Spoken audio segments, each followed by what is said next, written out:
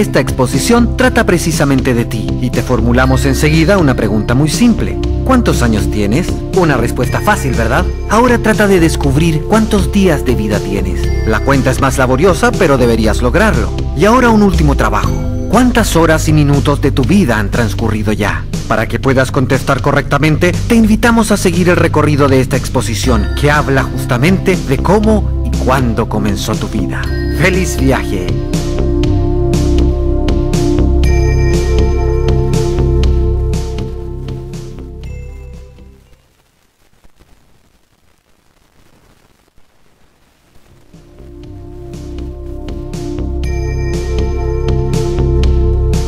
El hombre siempre se ha cuestionado su origen y cómo fue creado. Las primeras reflexiones es que la existencia uno no se la da a sí mismo, sino por la obra de un misterio que el hombre aprendió a llamar Dios, aún en la variedad de concepciones religiosas. La vida prenatal también fue relacionada con la obra de Dios.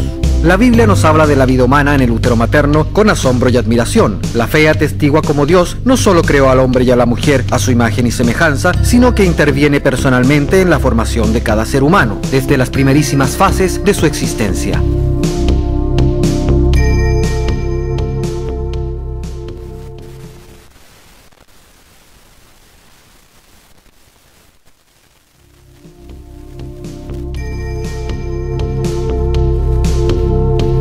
La escuela de Hipócrates fue la primera en mencionar la teoría del proceso de fertilización, que sostenía que el hombre producía una semilla masculina y la mujer una femenina. Ambas semillas, al llegar al mismo lugar en el cuerpo de la mujer, contribuían al crecimiento del embrión.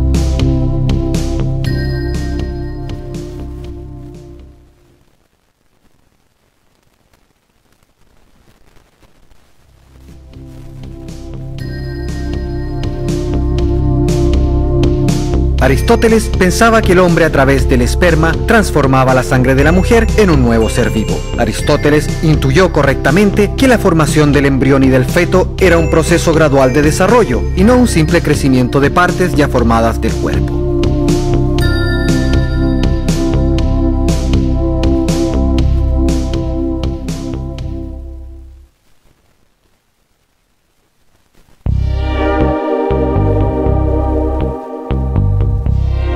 Leonardo da Vinci representó correctamente la posición del feto al interior del útero. Dibujó y describió las etapas del crecimiento embrional y fetal que son aún hoy increíblemente exactos.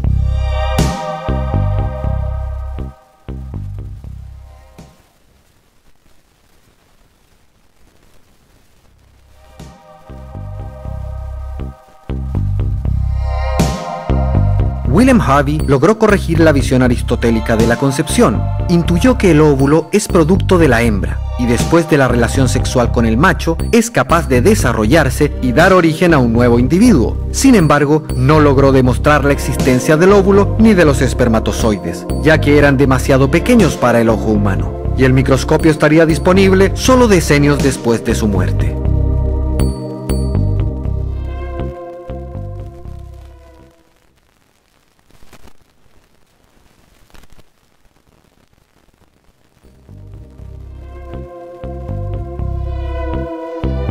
Los preformistas ignoraron las investigaciones de Harvey y Da Vinci y difundieron el concepto de la teoría de la preformación, que consideraba que el feto estaba presente y formado en el huevo o en el espermatozoide como un pequeño hombre, reduciendo el proceso del desarrollo del feto a una gradual solidificación y aumento de volumen de cada parte del cuerpo preformado.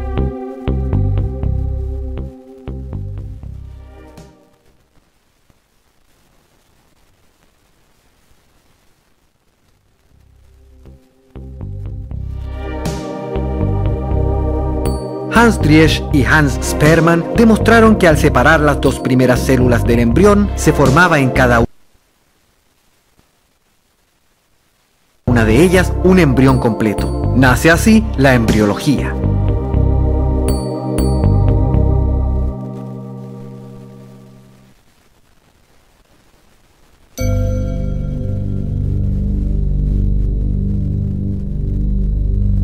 Los protagonistas del proceso de la fecundación son dos: la célula huevo u ovocito y el espermatozoide. Cada uno de ellos es producido a través de un complejo proceso, que implica la reducción del número de cromosomas a la mitad. El espermatozoide encierra en su cabeza enzimas capaces de abrirse paso entre las barreras protectoras de la célula huevo. El ovocito, la célula más grande del organismo humano, ha acumulado gran cantidad de sustancias que utilizará en la eventual fertilización.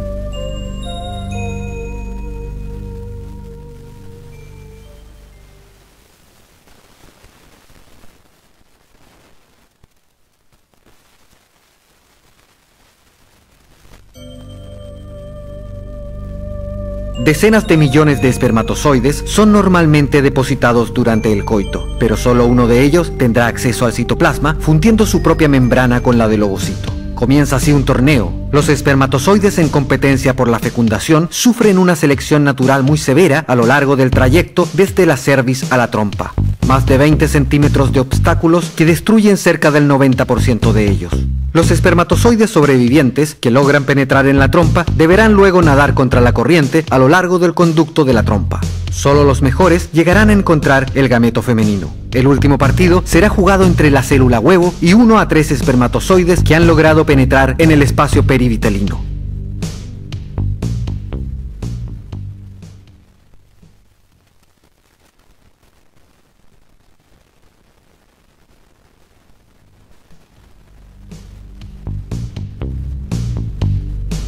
Después de 6 a 10 horas, los dos pronúcleos se acercan y llegados a un estrecho contacto, las membranas se rompen y su contenido se funde. Se constituye así, en el interior de su primera célula, el patrimonio genético del nuevo organismo, que será transmitido a todas las células del cuerpo humano y permanecerá inalterado durante toda la vida. Es el evento fundamental de la fertilización. El ovocito fertilizado activa luego el llamado bloqueo de la polismermia, que impide a los otros espermatozoides penetrar en él.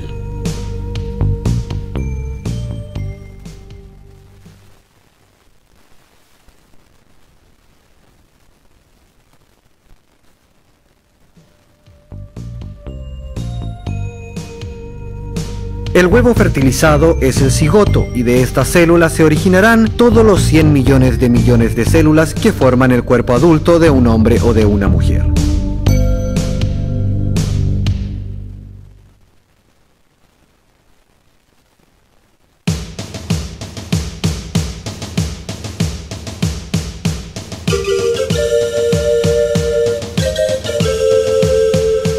El embrión comienza ya desde el estado unicelular su propio viaje hacia el útero a través de la trompa. Durante la navegación a lo largo de la corriente, el embrión sobrevive gracias a sus propias reservas energéticas y a las sustancias presentes en el fluido que recorre las trompas.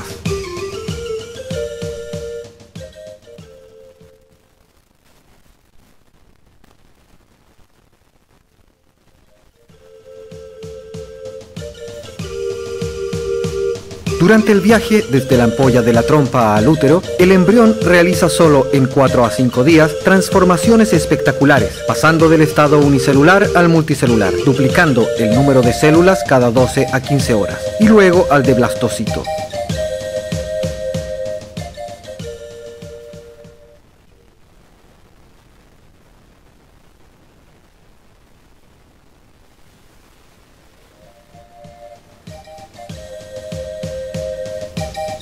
El embrión humano, constituido por unas 180 células, se encuentra ya en la entrada de la cavidad uterina y después de haber abandonado su revestimiento protector, iniciará el contacto con la pared interna del útero, el endometrio, donde comienzan a implantarse a partir del 6º a 7º día.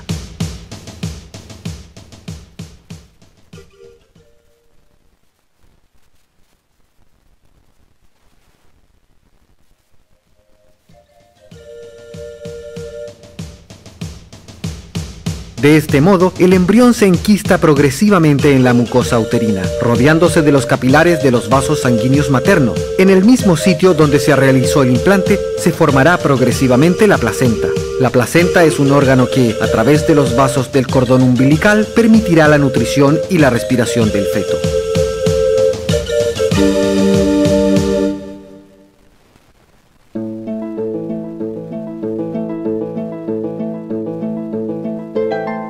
Al comienzo de la segunda semana, en el cuerpo del embrión, las células aparecen claramente distinguibles unas de otras.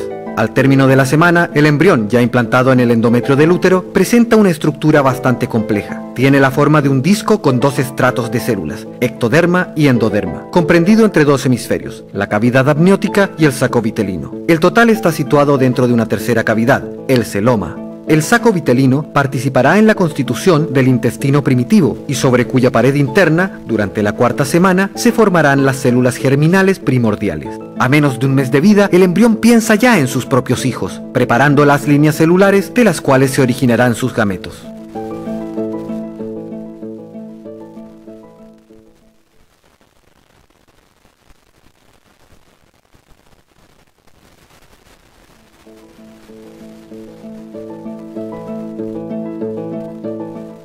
Un surco longitudinal mediano, observable ya a partir del 15º día, se alarga y se hunde progresivamente. Es llamado línea primitiva.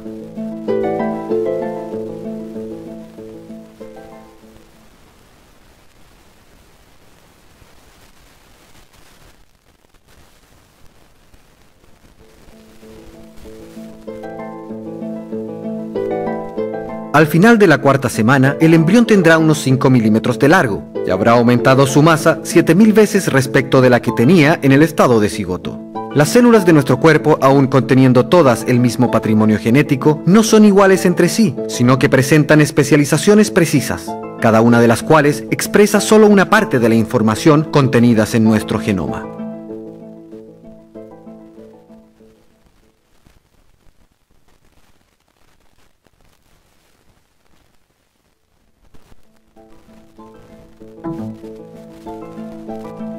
El cigoto y los primeros blastómeros son células totipotentes. Tienen en sí todas las potencialidades de desarrollo y cada una, al ser separada de las otras y puesta en adecuadas condiciones, sería capaz de dar origen hasta un organismo completo.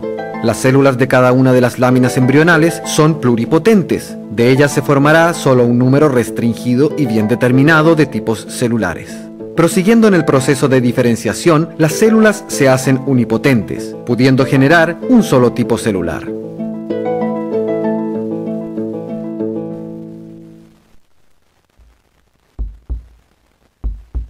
Al final de la octava semana, el corazón del embrión está formado como nuestro corazón: 4 cavidades, 2 aurículas y 2 ventrículos. En el día 49, cuando el embrión solo mide 20 milímetros, su corazón ya es automáticamente similar al de un adulto, aunque de dimensiones mucho más reducidas.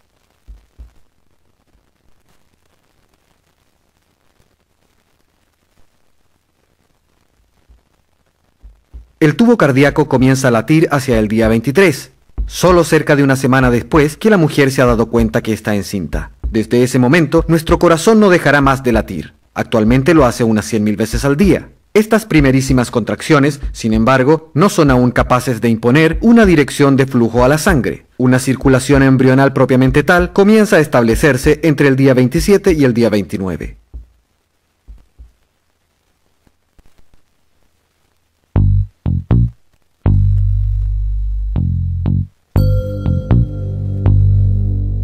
La corteza cerebral presenta notables diferencias de una especie a otra. Ella alcanza el máximo espesor y la más compleja estratificación en el hombre, permitiendo las funciones cerebrales más evolucionadas como percepción de la forma, reconocimiento visual, coordinación de los movimientos voluntarios, lenguaje, aprendizaje, memoria.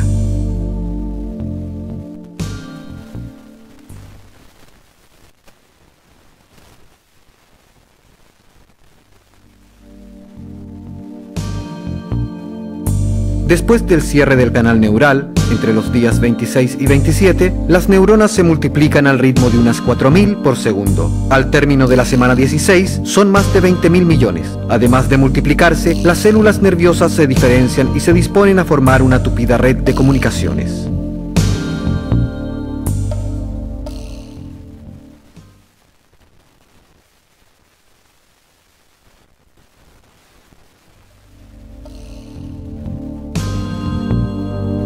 Desde el comienzo del tercer mes ya no se habla de embrión, se usa el término feto. El nuevo nombre quiere indicar que ahora él posee todos los esbozos de los órganos fundamentales y el aspecto de su cuerpo está netamente definido.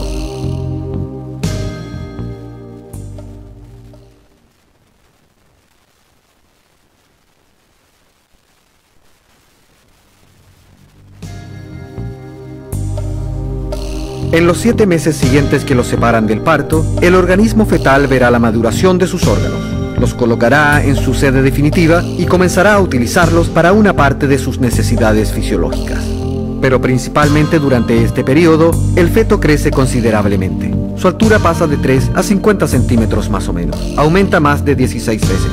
Y su peso de 2,5 a 3.300 gramos más o menos. Aumenta 1.300 veces.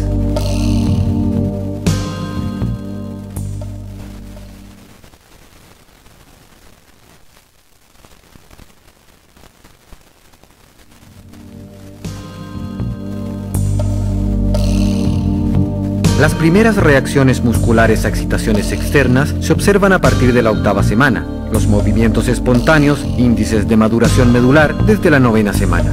Los reflejos de succión se observan al 5º mes.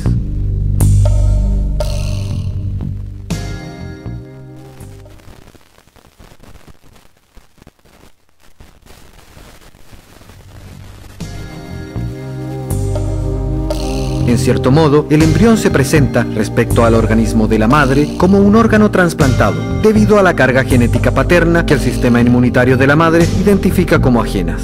La placenta es el órgano que permite este delicado equilibrio entre la madre y el hijo. La placenta se comporta como un filtro esponjoso que por una parte impide el paso continuo de las células fetales a la sangre materna y por otra no permite a los anticuerpos producidos por la madre entrar en contacto con la sangre del pequeño cuerpo.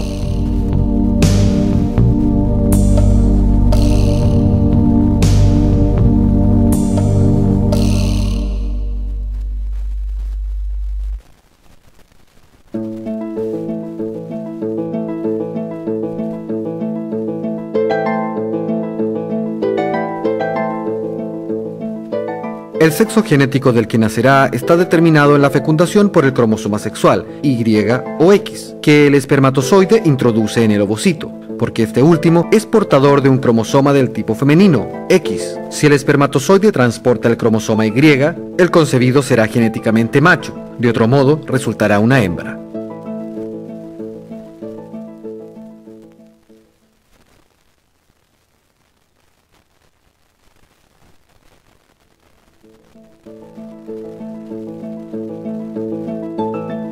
Durante la gravidez hay un continuo intercambio de señales entre el embrión y la madre, que se verifica gracias a diferentes sustancias producidas tanto por el organismo embrional como por el materno, pero sobre todo por la placenta. El cuerpo de la embarazada adapta su fisiología como respuesta a la presencia del concebido, de modo de ofrecerle el ambiente más confortable posible y adecuado a su desarrollo.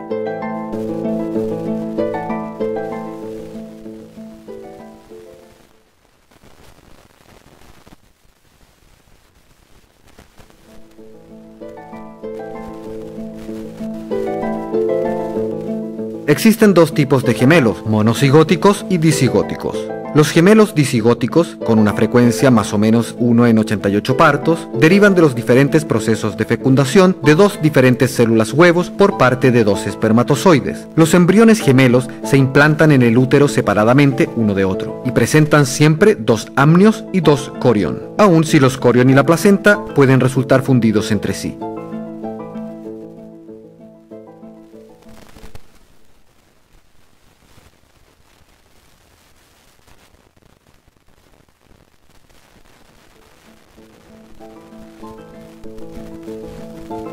Los gemelos monocigóticos, llamados gemelos idénticos, con una frecuencia más o menos de 1 en 270 partos, derivan en cambio de un único proceso de fertilización, que involucra una sola célula y a un solo espermatozoide. Por esto, ellos reciben de la madre y del padre el mismo patrimonio genético, aunque este no se conserva idéntico en sus dos organismos. Los gemelos monovulares son por lo tanto del mismo sexo cromosómico y muy semejantes entre sí en el aspecto físico.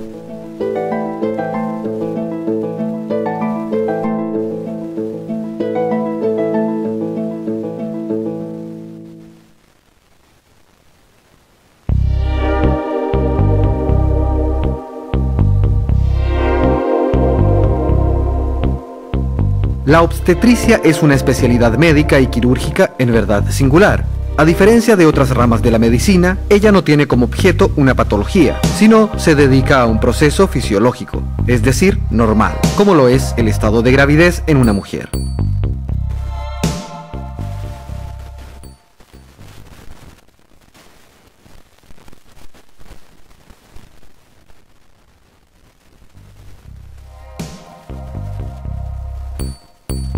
El paciente del obstetra no es en realidad un enfermo, al menos en la mayor parte de los casos. Pero, ¿quién es el paciente? Los pacientes que se presentan ante el obstetra son siempre al menos dos cada vez, la madre y el embrión, o feto después de la 8ª semana de desarrollo, pero pueden ser también más, si la gravidez es múltiple, por ejemplo un par de gemelos, cada uno de los cuales es un paciente diferente.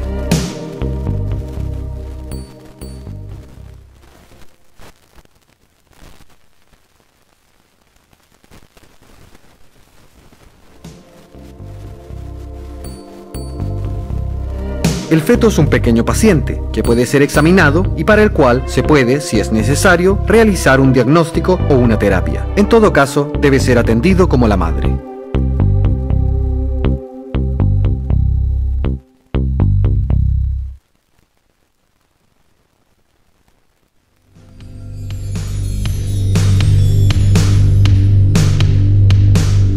El embrión no piensa como lo hacemos nosotros, pero ya piensa en su futuro, preparándose a desarrollar los órganos que le permitirán ejercitar las funciones de la persona humana.